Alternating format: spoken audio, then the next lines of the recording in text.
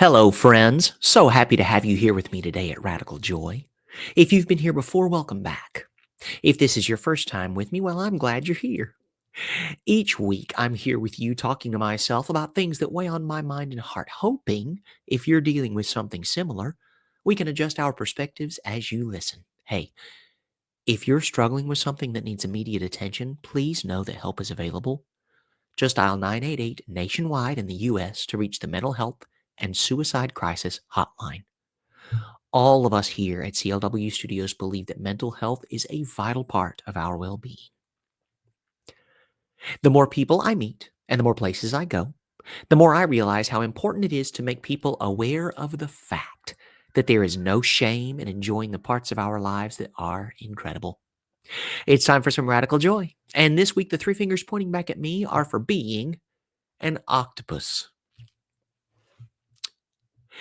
I love when I get these really strange, kind of far reaching ideas whenever I'm out and about living my life in this glorious planet we inhabit. Let me just tell you where this one came from, if I might be so bold. I was having a little chat with a friend of mine online, and we're talking about this, that, and the other thing. And what I said to them just tickled me to death. Let me make sure I wrote it down to make sure that I wouldn't mess it up. I'm a human octopus, baby. I can fit in almost any hole as long as I want to be there. And before y'all get your dirty mind up in this, y'all make sure you're acting right, okay? The octopus is one of the most fascinating animals to me. I have always loved them, and though it is controversial, I think they are magically delicious, just so we're clear. If you get a well-prepared octopus dish, it is absolutely glorious, and I think a lot of people might have a problem with me thinking that it is my favorite animal as well as one of my favorite to eat. If that upsets you, well, here we are. I am sorry that you have such strong feelings about it. I would also like to say, hey, they good. The thing I love about them is their intelligence, their adaptability, the way they can literally mold, form, shape, squish themselves into almost anything. The only thing that determines the size of the hole that restricts their complete and utter movement and freedom of movement from one place to another is whether or not that hole will accommodate the size of their beak. Fascinating. I love that. And yes, who out there knew octopus have beaks? Exactly. It's one of the few like hard tissue um, structures of the animal. They have that in there. It's often used to like break shells or to eat mollusk, crustacean, those kind of things in the aquatic environment. We've seen these videos. I watch them incessantly. I love them so much to find these things on YouTube or wherever else on social media where these enormous, undulating, beautiful, bizarre creatures go from the deck of a ship down a drain or through a hole used to dock the vessel at the port. Any number of things. And these things are huge. Some of them grow to be enormous sizes and slip through keyholes to get back to the ocean. And I love it. It makes me just marvel at the way nature works, assuming, of course, these are actually of this world. There's been a little scuttle amongst the conspiracy theorists and I guess margin groups running outside what we know to be true and real, quote unquote, that perhaps the octopus was extraterrestrial. But we're not going to get there. We're not going to follow that one down any kind of rabbit hole. I just think it's wonderful the kind of things they can do. I've seen videos where you can they'll put some sort of treat or snack or favorite food stuff in a jar. They'll fill it with water. They'll screw the cap on and they'll put it down into the tank with an octopus. And within seconds, that animal has wrapped itself around the jar, unscrewed the cap, and gotten that treat from inside. Genius, brilliant, amazing, just agog at the complexity and intelligence of these creatures. Not only they're wildly intelligent, adaptable, they change color, the way they swim, the way they hold still, the way they blend into an environment to completely disappear. They observe all while not being observed themselves. So many things to admire and emulate for someone who loves the octopus as much as I do. Little known fact, a little factoid here for you. Often you'll hear someone refer to octopus in its plural as octopi, something I learned recently because octopus has a Greek root, a Greek origin. The pluralization of such a word does not go from US to I. I think that is actually a Latin method of pluralization. Because it is Greek, it goes from octopus to octopodes. There you go. Because the more you know, the better off you are. Now, will you ever use that? I don't know. Maybe if you enjoy trivia night at a pub or a sports bar somewhere, maybe that'll help you out. I hope it gets you an extra 7 points, or maybe your group some nachos or some mozzarella sticks. That nothing would please me more. The thing I love about this, if you've ever watched an episode of Ted Lasso, or if you've watched the entirety of it, if you haven't, I highly recommend it.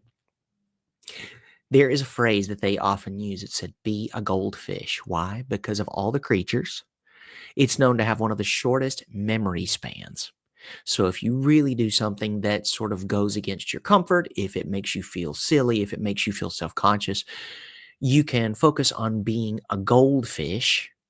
And then that way you just forget about the thing that you did that makes you feel some sort of way, and you get back to your life as normal. Now, what I would like to say is be an octopus, as we're talking about it today. Intelligent, innovative, blending, and almost limitless in where you can go just because you put yourself through the paces to squeeze into the situation in which you wish to find yourself. Doesn't that sound fun? Doesn't that sound great? Also, I think the octopus probably has zero hoots to give about how he or she or it looks doing what an octopus does. You know what else I love about octopus? I've seen this on several little channels floating around the interwebs. Sometimes they'll just punch a fish for spite. Now, am I encouraging violence? Of course not. Am I encouraging that kind of attitude? Absolutely. Sometimes you just got to do what you got to do, and you got to maybe ask for forgiveness later or not. Sometimes you just walk away from that whole thing with swagger like a boss. I don't know. What I'm not here to do is put any kind of boundaries or limitations on you. In fact, I'm here to do quite the opposite. Whenever I think about an octopus and how we can sort of emulate that entire skill set as people, boundaries are the last thing that come into my mind. What does come into my mind is being shamelessly weird. You are what you are. 8 arms, completely flexible. The only thing that keeps you from doing literally anything or fitting anywhere is that mouth. Whether it's talking yourself into or out of a problem, or if it's just talking to yourself, convincing yourself that you are not worthy, you are not talented enough, you are too much of another situation or whatever, so that you can make an excuse for yourself not to do the thing that you really hope to accomplish. It's that mouth. It's your beak that is limiting you from what you can do, where you can go, and with whom you can share fellowship. So, in a situation like that, sometimes you are not limitless. However, your limits are so very infinitesimally small that they're almost negligible in the equation. And I would love for us to focus more on that idea and mindset and perspective than I would on us trying to find a way to limit ourselves from doing it. Now then, number 2, intelligent. Read, write, follow your passions, music, sculpture, art, raising children, baking, cooking, auto repair, whatever it is that sets you on fire and gets you stoked to do whatever is next on your to-do list, please, please, please make time for that. That seems like a weird thing. Look, I'm not here to judge anybody's kindling, okay? If this is the thing that sets your soul on fire, do more of that. We've got a lot of expectations on our time. We have a lot of things that we need to accomplish in order to keep roof over head and food on table. I acknowledge it. I also want to make sure that we know that we need to make sure we keep that in a very reasonable proportion in the amount of time that we spend in a day as people, as living human beings created for joy and love and connection. Don't forget the good stuff, please. Those things that stoke our passions and continue to work on our joys will also help to inform and innovate with our intellect. And it is so important that today, especially in the year of our Lord 2025, I cannot think of a better investment than education. Because if it has ever been clearer that we need more learning, I haven't seen it. You can take that however you want to. I don't choose to go any farther into this topic. I think y'all pick up what I'm putting down. What I'd also like to try to do is make sure you know that I want you to live a life that is so full and honestly so entertaining to watch. I would love it if perhaps those in your circles or those watching that don't know you would suspect that perhaps you are also of extraterrestrial origin. What a wonderful thing. Do you have people in your circle like that? I know I do. It's like, I don't know how you get this much done in a day. I don't know how you can do all the things you do with all you have on your plate. Could you please explain to me how you do this? And here's the thing, I don't know that it's very difficult. What I think it is dedicated. I think it's disciplined. I think it's very different D words on how to get those kinds of things accomplished in the same 24 hours. I don't know. I would love to learn. I would love to be more focused. I would love to be more productive and all these kind of things. And then there's a part of me that really, really enjoys getting to play because there's a part of me that has devoted this time to my passion projects and my love for art and the creation of it and the way it makes other people feel. Then I'm just going to have to sort of like make my peace with those proportions as well. I love it. I would love to also give special thanks to anyone and everyone who's reached out personally to tell me these kinds of things, how me going after these kinds of things in my life and putting it out for the world to either enjoy, accept, or not has been a help. Because sometimes you just feel like you're talking to the microphone and that's just it. It's half an hour every week and you just pray that somebody gets something out of it. And I appreciate those that have reached out to tell me they do. Thank you. Back to the topic at hand. Octopus. Sometimes they just feel like being rough and tumble. They'll just wad up that tentacle and bit and just smack it. The thought reminds me now that whenever we were talking about season three's opener, it was thicken up, and I used an octopus metaphor in that as well. I think I'm fine with leaning into this whole octopus thing. I'll be real honest with you because I do. I love it. I enjoy it. I think they are a multi-purpose and incredibly useful animal in so many ways. And I would love to think that many of us are as intelligent as they are when discussing creature to creature. I'm not trying to hurt nobody's feelings. I just think it's real important that now, as much as ever, that we focus on learning. Put our pen to paper. We put our nose in a book. We start to learn something. We start to pull away from a screen and rage and anger and frustration and fear and start to solidify ourselves in the quiet and the solid of a book, of a course of study, of a very specific art form that continues to bring us closer to our hearts and our own souls instead of spreading us thin and trying to find a way to either nose into another's business or give less attention to our own. I think that's a really interesting way of looking at this as being an octopus as well. Animals, especially, even the smartest among them, are almost always more concerned with their own survival and those of their nearest, dearest, meaning their inner circle, their tribe, their families.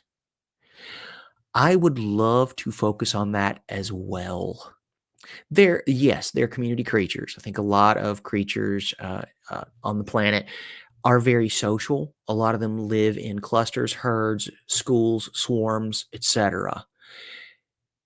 And they take care of the group by being part of a society or a community.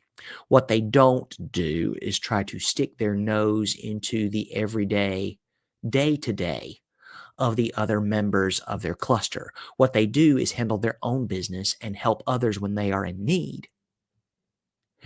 And that is what makes the community stronger and more sustainable and gives it a longer life, makes it more successful.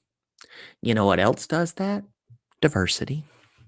Oh, goodness. And here we go, politicking. No, it's not even politics. That's the best part of it. Like if you look into basically any branch of science and you look at diversification of populations, it will show that integrating other types of qualities from same species but different what's the word I'm looking for? Different characteristics can only strengthen and enhance.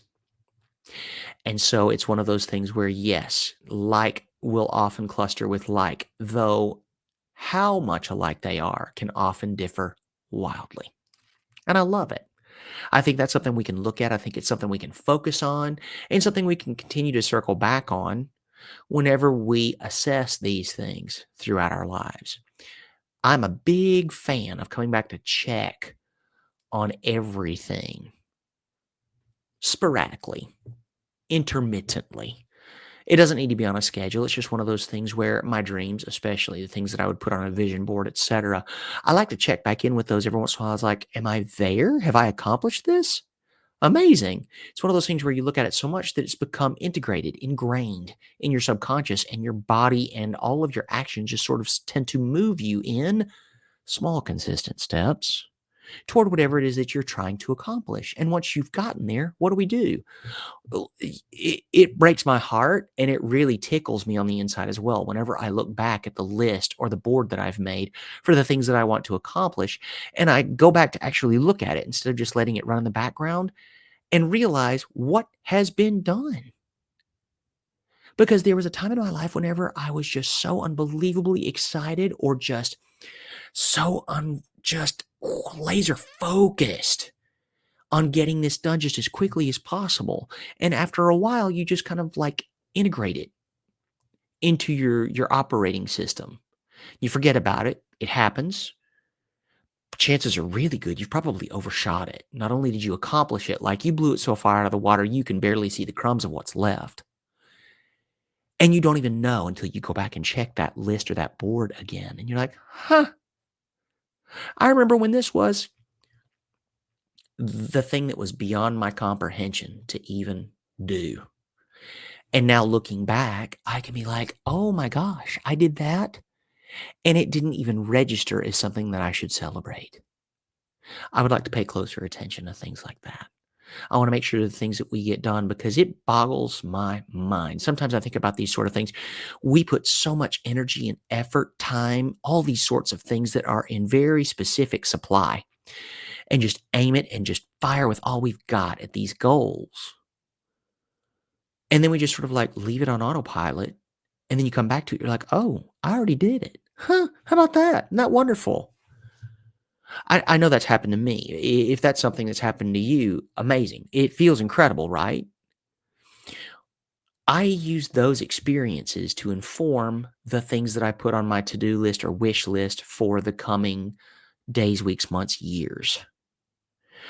I want to put it in the foreground until I can integrate it into my operating system to run in the background for exactly what it is I want to accomplish by whatever deadline I arbitrarily set. Great.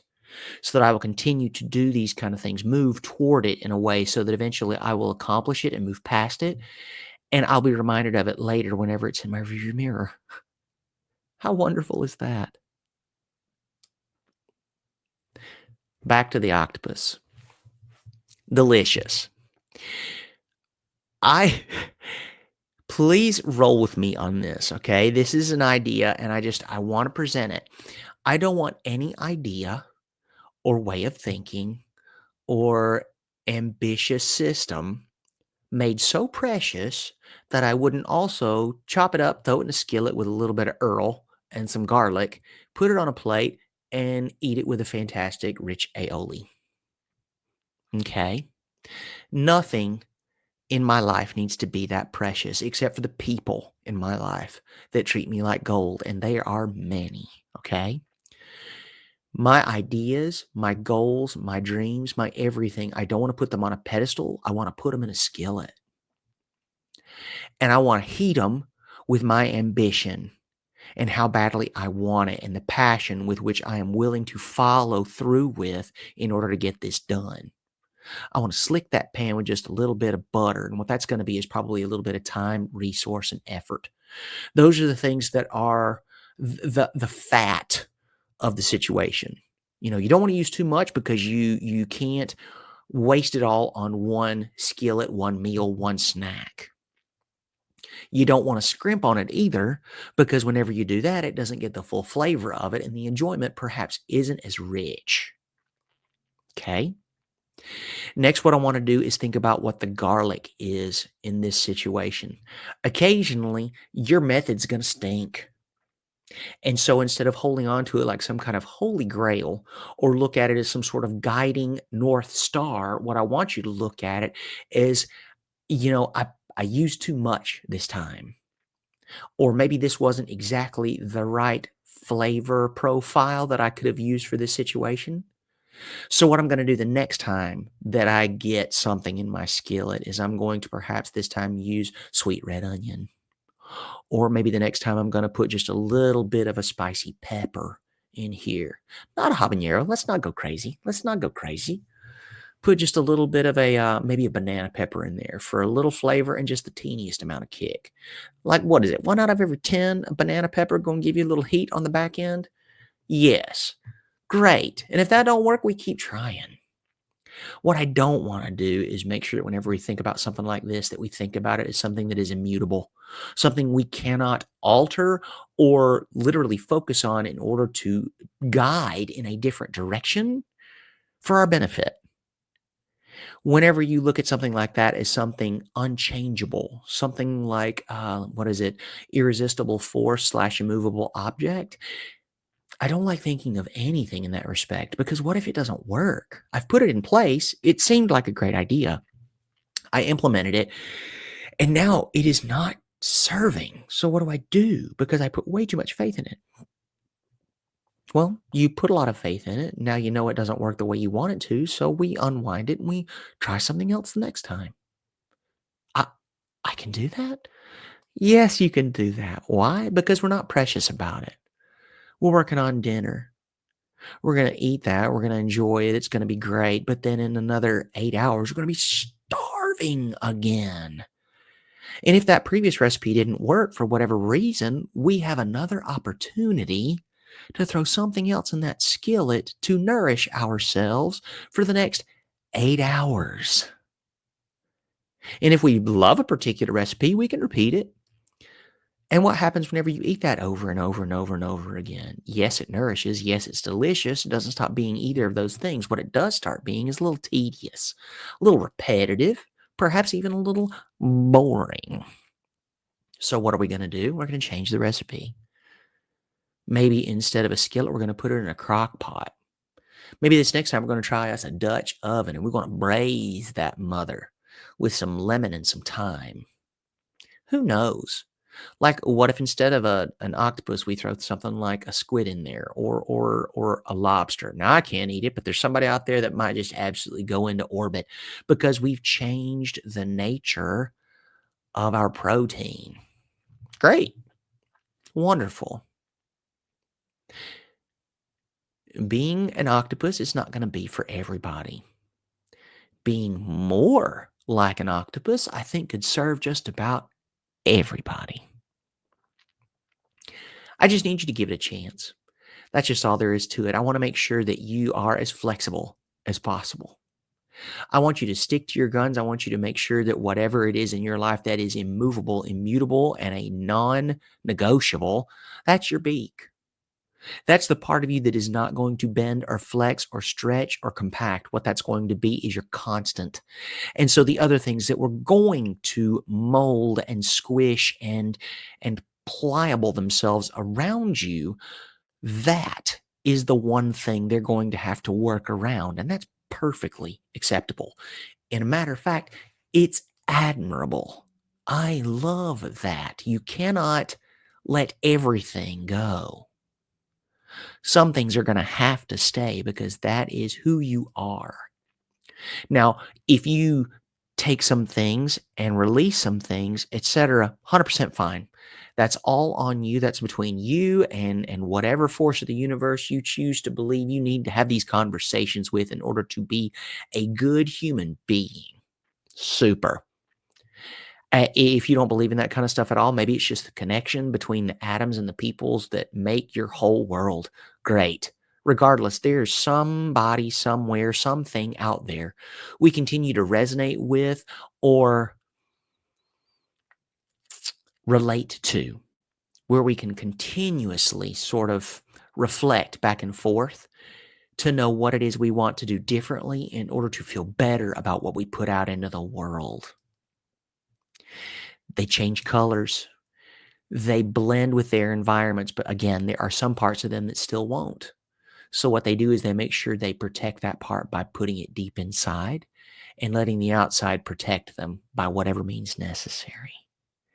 Intelligent, clever, weird, all these things that are so, so positive and very specifically unique to each individual human being listening to the sound of my voice right now. Don't be scared of your weird. Your weird is what brings around your closest, nearest, and dearest. The thing that makes you very specifically and uniquely you is exactly the thing your favorite people are drawn to so irresistibly. Why would you try to hide that? There may be others out there that want to experience it as well and be just as much part of it. Delicious. Yes, that. I would like more of that. Please and thank you. What I don't want is for you just to kinda sit around and be either the reef on which the octopus hangs out or the rock at the bottom of the ocean. They've got their uses for sure, don't get me wrong. Yes, yes, yes, they do. The rock, it often provides an anchor for a lot of very important people, very important members of the oceanic community. Sure, you've got barnacles and you've got, um eels that hide in the crevices and all these other kind of things. I want you to be something more. The rock feels like a background, even though it does provide shelter and protection. It feels as though it is stuck, and eventually it will be worn away by the irresistible force of the sea. What I would love for you to be is more like an octopus, because those guys can go anywhere and they can fit almost anywhere. They're so smart. They're so confident in their bizarre uniqueness that sometimes they just get the overwhelming urge, and they do. They just roll up that tentacle and bop the snot out of a clownfish. And I, for one, am here for it. And I wish you just as much of that wild, unpredictable spirit in your day to day so that you too can live just as weird and unusual a life in your everyday business. I love the time we get to spend together. I know I say that every week, but I can't help it. I just really do. I get on board. I'm like, golly, how are you going to talk this long about this one little idea? And then lo and behold, next thing I do, I look up and we're already 30 minutes into it. Thank you for being here. Hopefully, something that I've talked about today, you felt strong enough about it that you're talking back to your phone or your car or wherever it is that you're listening because we got to have a little bit of a conversation to one sided heading in the same atmosphere. That'd be amazing. I would love that. If this is your first episode, welcome. I'm so glad you're here. Thank you for being part of my octopus talk. It's always fun for me to be able to talk about octopus, octopodes. If this is not your first episode, welcome back. It should surprise none of my return listeners that I went off on a tangent about telling you about my favorite animal. If you're the reviewing type, please, on whichever platform where you're listening, leave us a 5-star review. Take a screenshot of it and send it to us. We've just gone through a new look here at Radical Joy. I'm very excited, very proud because we've just started season 3. So we've got some new swag to offer listeners, both uh, tried and true and brand new. So make sure you send us a copy, a screenshot of that 5-star review so we can give you a special something, something, a little thank you from us here at Radical Joy and CLW Studios. As always, friends, please understand and know that through all of life trial and tribulation, we're right here with you. And above it all, we love y'all.